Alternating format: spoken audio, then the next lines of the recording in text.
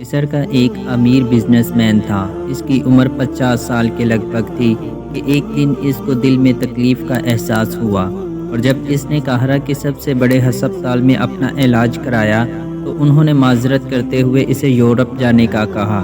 Europe میں تمام test مکمل کرنے کے بعد وہاں کے ڈاکٹروں نے اسے بتایا کہ تم صرف چند دن کے مہمان ہو، کیونکہ تمہارا دل کام کرنا چھوڑ رہا ہے۔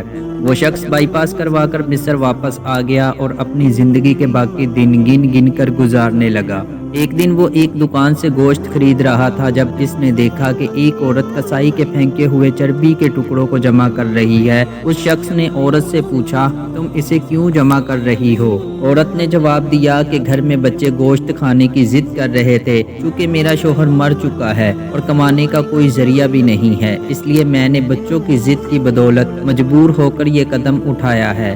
اس پھینکی ہوئی چربی کے ساتھ تھوڑا بہت گوشت بھی آ جاتا ہے جسے صاف کر کے پکا لوں گی۔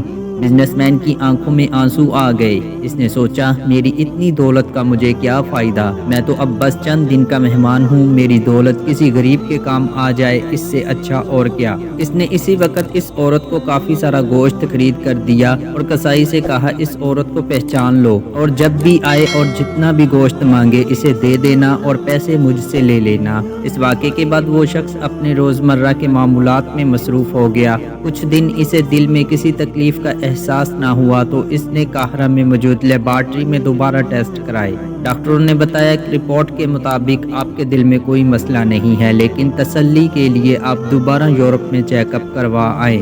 وہ شخص دوبارہ یورپ گیا اور وہاں ٹیسٹ کرائے۔ رپورٹس کے مطابق اس کے دل میں کوئی خرابی سرے سے تھی ہی نہیں۔ ڈاکٹر حیران رہ گئے اور اس سے پوچھا کہ آپ نے ایسا کیا کھایا کہ آپ کی بیماری جڑ سے ختم ہو گئی؟ اسے وہ گوشت والی بیوہ یاد آئی اور اس نے مسکرا کر کہا، علاج وہاں سے ہوا جس پر تم یقین نہیں رکھتے۔ بے شک میرے نبی صلی اللہ علیہ وسلم نے سچ کہا ہے کہ صدقہ ہر بلا کو ٹالتا